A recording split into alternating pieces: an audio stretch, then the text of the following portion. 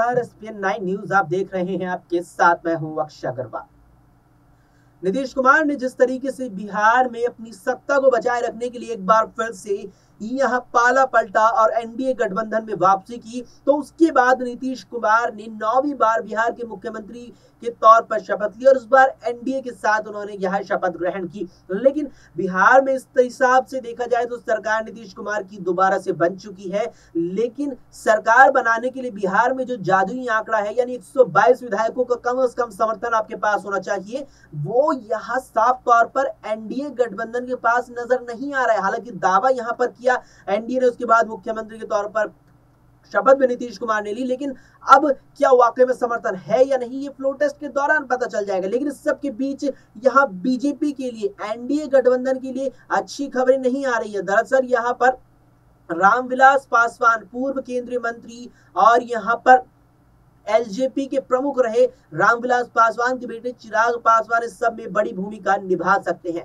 दरअसल आपको बता दें यहाँ पर कि रामविलास जनशक्ति पार्टी के प्रमुख यानी कि चिराग पासवान इस समय बड़ी भूमिका निभाते नजर आ रहे हैं। हालांकि वर्तमान में बिहार विधानसभा में उनके पास एक भी विधानसभा सीट नहीं है, लेकिन माना जा रहा है कि चिराग पासवान जीतन राम मांझी के समर्थन में इस वक्त हैं। और जीतन राम मांझी हाल के अपने एक बयान में साफ तौर पर ये कहते नजर आए थे कि मुझे आरजेडी ने मुख्यमंत्री का पद ऑफर किया था, यानी कि उनके इस बयान का मतलब था कि मुझे यहाँ जो मंत्रिमंडल एनडीए के अंदर अब होने वाला है बिहार सरकार में, उसमें मुझे एक से ज्यादा पद चाहिए। 2 पदों की मांग साफ तौर पर जीतन राम मांझी ने रखी थी। कहीं ना कहीं उनकी इच्छा थी कि एनडीए की तरफ से उन्हें उप मुख्यमंत्री कम से कम बनाया जाए, जो उन्हें नहीं बनाया गया है। अब ऐसे में उनके इस बयान का चिराग पासवान ने समर्थन किया। जब चिराग पासवान की बात आई है तो वर्तमान में हालांकि उनके पास इतने विधायक नहीं है, कहीं की एक भी विधायक नहीं है, लेकिन अगर देखा जाए तो बिहार की जो 2020 विधानसभा चुनाव हुई तो उस वक्त उनके चाचा पशुपति नाथ पारस जब उनकी पार्टी तोड़ करके अलग पार्टी अपनी बना गए थे, उसके बाद भी बिहार विधानसभा चुनावों में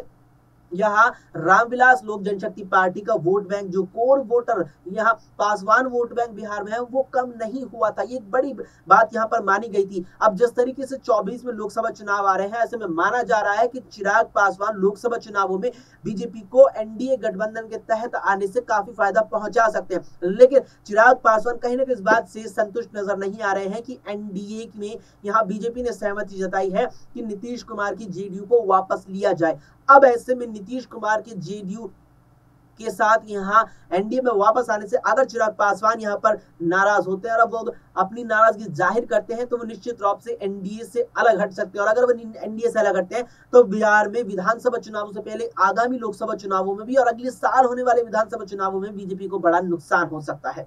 फिलहाल के लिए इस वीडियो में इतना ही। देश और दुनिया की तमाम खबरों के लिए आप देखते रहें SPN9 न्यूज।